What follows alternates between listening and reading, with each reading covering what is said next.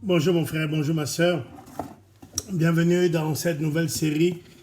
Toujours dans Mon Père, j'ai une question, j'ai un problème. Nous voulons, au terme de la dimension de la grâce, habiter une nouvelle dimension qui est la phase de transition. Cette phase de transition-là va nous porter vers la gloire. Cette phase de transition, c'est de l'onction de David jusqu'à... il est assis à la droite du Père, d'où il intercède pour nous. Ce siège-là, assis à la droite du Père, c'est la promesse qui est faite à David, qu'un de ses fils siège pour toujours sur le trône de gloire. Alléluia. Donc, c'est vraiment toute cette phase de la transition. Quand vous regardez, toutes les œuvres de Dieu passent par la transition. Regardez quand Moïse commence. Entre le moment où Dieu dit « J'ai entendu la souffrance de mon peuple » et le moment où le peuple sort, il y a un temps de transition. Entre le moment où Dieu dit « Abraham », Dieu vient vers Abraham, il ne dit pas « Abraham », c'est moi qui traduis ça comme ça. Entre le moment où Dieu vient vers Abraham qui deviendra Abraham, et le moment où il devient patriarche, où l'alliance est conclue, il y a un temps qu'on appelle le temps de transition. Entre la naissance du Verbum Domini dans le mystère de l'incarnation et le retour dans la gloire, il y a plusieurs transitions d'ailleurs. Une des transitions, c'est ce que j'appelle pour nous la nouvelle naissance. C'est-à-dire que entre l'écoute de la parole de Dieu, quand on a écouté la parabole du semeur, cette parabole du semeur-là, je crois que tout le Cameroun l'a entendu avec la prédication du Père Hervé Marie, que je bénis pour son travail et son œuvre, pour que Dieu lui donne le prix pour les serviteurs et que ce qu'il a fait parle pour lui, au-delà de ses limites, au-delà. Nous regardons ce que les personnes font de mieux et d'excellent. Le Père Hervé Marie a parlé dans le Cameroun entier de la parabole du semeur. Entre cette parabole du semeur et ce que Dieu veut faire de chacun de nous, il y a cette phase de transition qu'on appelle la nouvelle naissance. Et par d'où? On regarde Jean chapitre 3. Jean chapitre 3, Jésus parle avec un docteur d'Israël qui s'appelle Nicodème. Mais il y eut un homme d'entre les pharisiens nommé Nicodème, un chef des Juifs, qui vint lui auprès de Jésus de nuit et lui dit « Rabbi, nous savons que tu es un docteur venu de Dieu, car personne ne peut faire ces miracles que tu fais si Dieu n'est avec lui. » C'est intéressant que Nicodème reconnaisse les signes de Dieu. Il y a donc quelque chose de religieux en Nicodème. Il reconnaît les signes de Dieu. Et entre docteurs, ils vont parler. Il appelle Jésus lui-même docteur. Et un des docteurs vint auprès de Jésus. Jésus lui répondit, en vérité, je te le dis, si un homme, un humain, ne naît de nouveau, il ne peut voir le royaume de Dieu. C'est vraiment de ça que nous parlons. Voir le royaume de Dieu. Naître de nouveau pour voir le royaume des cieux. Pour voir le royaume de Dieu. Le royaume de Dieu, c'est la dimension dans laquelle règne la lumière de Dieu, règne l'obéissance de Dieu, règne la loi de Dieu qui est d'humilité, règne l'amour de Dieu. Ce royaume de Dieu fait face au royaume des ténèbres. Le royaume des ténèbres, c'est le primat de l'orgueil, c'est le primat de la vanité, c'est le primat de la concupiscence. C'est donc concrètement le primat du pouvoir, le primat de la désobéissance et de la déloyauté, et c'est le primat de l'amour du sacrifice. Non, la déloyauté c'est le contraire, c'est-à-dire c'est le primat de l'amour égoïste par opposition à l'amour de loyauté. Voilà. Et on va voir vraiment dans ce premier enseignement, Nouvelle Naissance 1. Cette Nouvelle Naissance 1, c'est ça. Cette Nouvelle Naissance 1, c'est de réaliser ce que c'est la nouvelle naissance. Ce n'est pas un slogan et ce n'est pas une petite étape religieuse. C'est vraiment entrer dans un royaume. Or, entrer dans un royaume, concrètement pour nous humains, c'est quoi? c'est devenir citoyen d'un pays. Tu sais que pour devenir citoyen français, pour devenir citoyen camerounais, il ne suffit pas de le vouloir. Il faut vraiment, il y a un certain nombre de papiers qu'il faut fournir. Et puis, aux États-Unis, il y a un moment solennel où on va recevoir le permis, le passeport, et on va faire une profession de foi. Ça ne s'appelle pas comme ça, mais c'est moi qui appelle ça comme ça. D'ailleurs, Nicodème va poser la question, comment un homme peut-il naître quand il est vieux? Peut-il rentrer dans le sein de sa mère et naître? Jésus lui répondit, en vérité, je te le dis, si un homme, un humain, est né d'eau et d'esprit, il ne peut entrer dans le royaume de Dieu. Parce que ce qui est chair, ce qui est né de la chair est chair, ce qui est né de l'esprit est esprit. Ne t'étonne donc pas que je t'ai dit, il faut que vous naissiez de nouveau. Il faut, c'est un ordre de nécessité. Nous catholiques, nous avons un gros problème avec la nouvelle naissance. La nouvelle naissance est réduite à la célébration du baptême. Il suffit qu'on t'ait baptisé pour que tu sois né de nouveau. Ça vient de ce qu'on appelle l'ex opere operato. Ça veut dire que le sacrement vaut par lui-même et il porte en lui-même les effets de ce qu'on célèbre. Tu prends un homme qui n'aime pas sa femme, tu prends un homme infidèle. À partir du moment où il est marié, hop, il oublie tout le reste. Tu connais comme moi que ce n'est pas vrai. Tu connais comme moi et on voit tous les jours des accidents de destinée. On voit des échecs en amour. Et je ne parle pas des autres pour faire la leçon. C'est d'abord le combat d'une vie. C'est pour cela que je te parle de la nouvelle naissance. S'il n'y a pas la nouvelle naissance dans ma vie de prêtre, s'il n'y a pas ma nouvelle naissance dans ma vie de frères et sœurs en esprit, dans le renouveau, s'il n'y a pas la nouvelle naissance, tu vas voir comment le pouvoir va prendre ma vie. Et au nom du pouvoir, je suis prêt à tous les compromis, y compris à sacrifier mon âme pour garder le pouvoir, pour opprimer mes frères et sœurs. C'est l'absence de nouvelle naissance. Tous ces gens-là peuvent être effusés, sureffusés d'esprit. Il manque le Saint-Esprit qui est le fruit de la nouvelle naissance. La nouvelle naissance. Tu devrais répéter après moi, nouvelle naissance, nouvelle naissance. Cette nouvelle naissance-là, c'est une dimension qu'il nous faut habiter. C'est quoi habiter une dimension?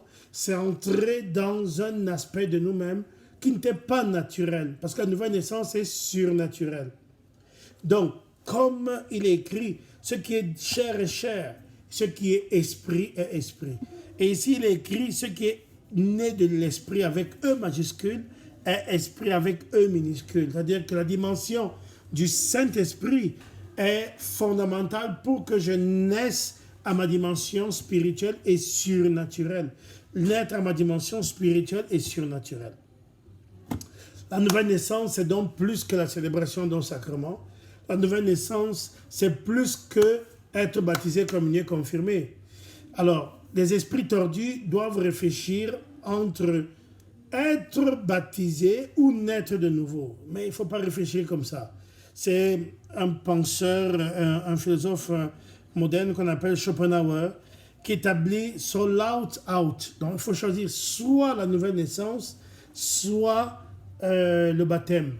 Mais je dis, il faut prendre et la nouvelle naissance et le baptême.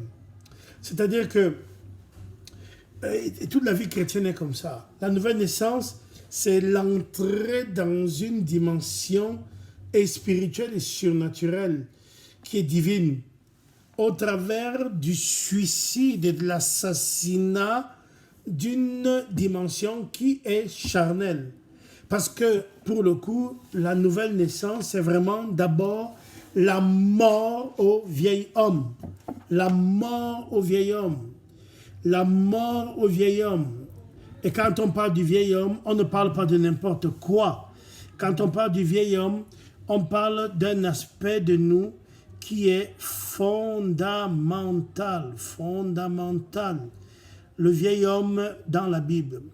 Quand on cite quelque chose comme ça, prends ta Bible, prends ton smartphone, prends ce que tu as et tu écris vieil homme et du coup tu vas être étonné. C'est dans Colossiens chapitre 3, versets 9 à 10 que le terme est explicite.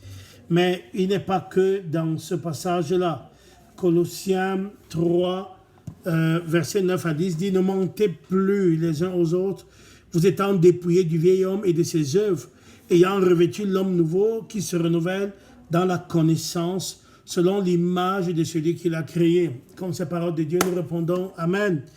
Il est écrit dans Éphésiens chapitre 4, versets 22 à 24, « Eu égard à votre vie passée,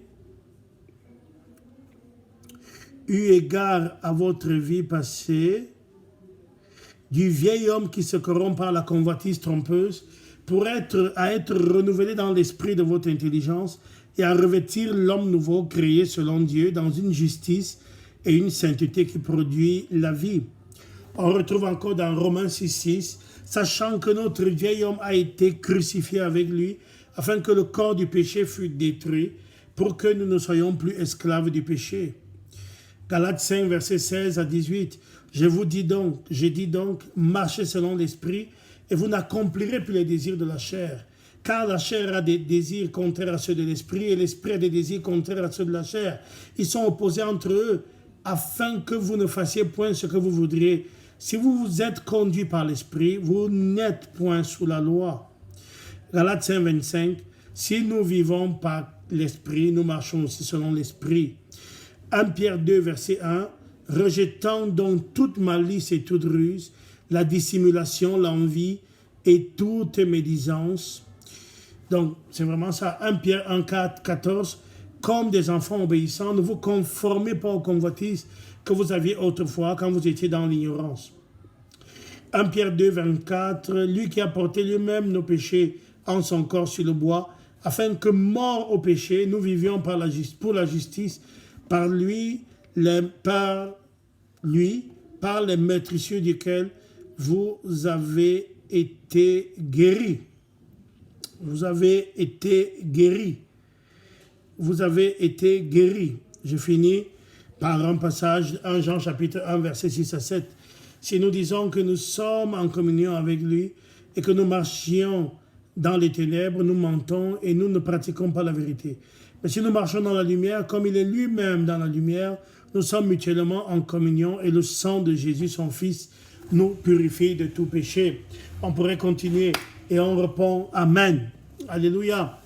On a donc, et c'est par là qu'on va finir cette première étape dans la nouvelle naissance, on a donc un point d'ancrage très clair entre la nouvelle naissance et la première lettre de Jean au chapitre 2, où il est explicitement dit ce que nous allons lire maintenant. Ça veut dire de fuir le monde et ce qui est dans le monde. C'est très important, fuir le monde et ce qui est dans le monde. Il est écrit en Jean chapitre 2 au verset 15. N'aimez point le monde ni les choses qui sont dans le monde. Si quelqu'un aime le monde, l'amour du Père n'est point en lui.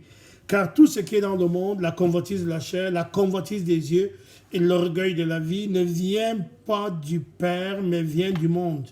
Et le monde passe et sa convoitise aussi. Mais celui qui fait la volonté de Dieu demeure éternellement. Amen. C'est donc ça, le premier aspect de la nouvelle naissance. C'est détruire, assassiner le vieil homme. C'est détruire et assassiner le vieil homme. C'est le seul meurtre qui nous est légitime naturellement. C'est le seul meurtre. Assassine le vieil homme. Tant de frères et sœurs passent leur vie à cajoler le vieil homme, à lui passer. Vous savez, quand le vieil homme, à ton baptême, et c'est très intéressant, je n'ai pas le temps de développer ça, à ton baptême, tu as tué le nouvel homme, tu ne savais, le vieil homme. À ton baptême, tu as donné naissance à l'homme nouveau et tu as tué le vieil homme, mais tu ne le savais pas.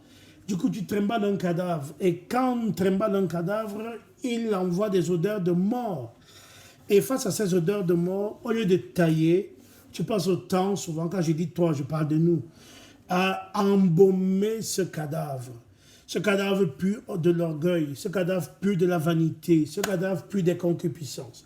Ce cadavre ne recherche que le pouvoir. Ce cadavre ne recherche que la désobéissance et la déloyauté. Ce cadavre consomme les affects et vit dans tout ce qui est contraire à la gloire de Dieu. Mais ce cadavre est si cajolé. Et on l'appelle moi, c'est mon caractère, ce sont mes habitudes, ce sont mes goûts et couleurs. En fait, si tu n'es pas né de nouveau, on va le voir les prochaines fois, tu n'es même pas capable de discerner quelle est la volonté de Dieu, ce qui est bon, ce qui est agréable. Et tu verras ça dans Romains chapitre 12, au verset 2. Voilà, on va s'arrêter là pour que cette première étape soit assimilée. Je te parle sans note, je te parle comme ça, je te parle avec la Bible simplement. Je bénis le Seigneur parce que ça vient comme ça vient. Que ce premier rendez-vous soit un moment déterminant. La nouvelle naissance a commencé à changer ma vie de manière extrêmement précise. Et c'est pour cela que je pense que ce que Dieu a fait pour moi, il veut le faire pour toi. Je ne veux pas que le penser, je le sais. Que la gloire de Dieu habite ton cœur, que la miséricorde de Dieu possède tout ton être, la partie consciente et inconsciente, ta partie visible et invisible, ta partie corporelle et ta partie spirituelle, et surtout ta partie divine. Alléluia. Amen.